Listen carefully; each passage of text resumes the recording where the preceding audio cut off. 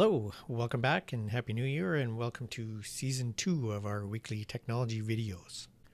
Our first video this year deals with F&P data. We've created a tool that allows you to track F&P data in your classroom.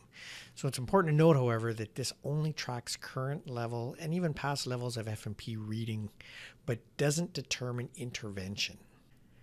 Now, it's a great tool to track growth in your classroom and to allow you to have conversations with your administrators and your school team about improvements or strategies that you can employ for struggling students, such as the Literacy Continuum resource that's found in the school's F&P kits. In this video, we'll walk you through setting up and using the spreadsheet.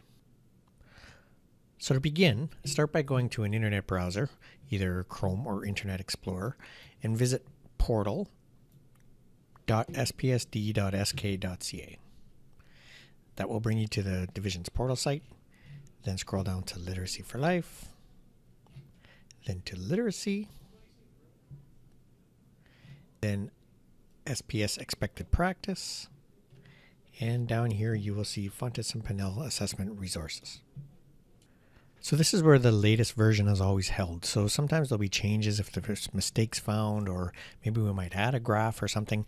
So I would suggest using a new one every year. So not necessarily through the year, but as the next year rolls around, if you want to start a new one, come back here and get a new version of it. Also, your administrator may have already done this for you, and probably if they did, they would have put it on your staff room portal or something. So just check with your administrator and make sure they haven't already done that for you.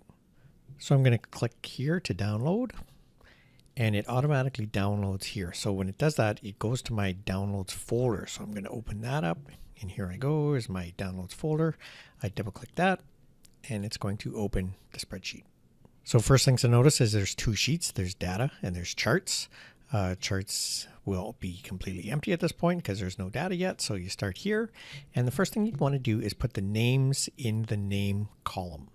So you can either put the names in by typing them in, just come here and start typing, or if you already have them in a notebook or something, if you've got them from somewhere else, you can copy them from here and then paste them into your document.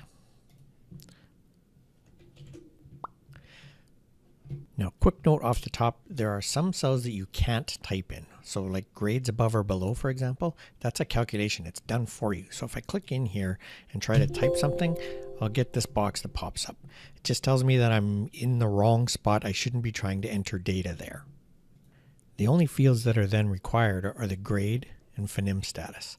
So here's where you would enter fall, winter, or spring. So if I came here and entered a G, I get nothing here. And the reason for that is it doesn't know what grade I'm in. So the grade matters. So if I'm reading at an L level and I'm in grade 1, that has a very different meaning than if I'm in grade 4. Also in the charts, the phoneme data is aggregated.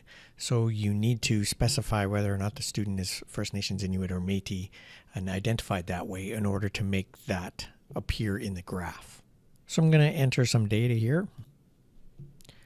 Okay, sped that up. So once that data is entered, then I can come here and start entering the assessments that the students achieved. So if I just start entering some letters, you'll notice that what happens is they automatically change color based on where they land. So I'll finish this off. So the letters change based on where they are. So you can see over here, red is very low, or yellow is low.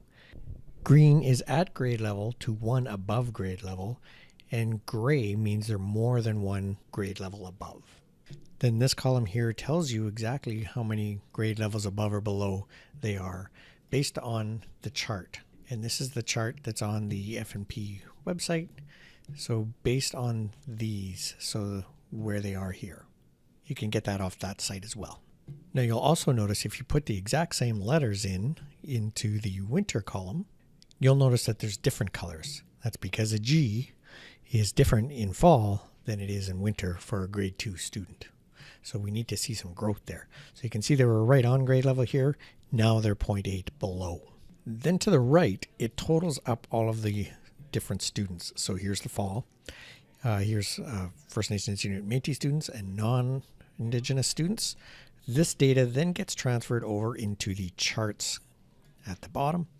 and it automatically rates. So this data is the same, is what this data is, and then the chart is built based on that. So you can also do the French version, but you'll notice they don't use letters, they use numbers. So make sure you're using the proper scale for that too.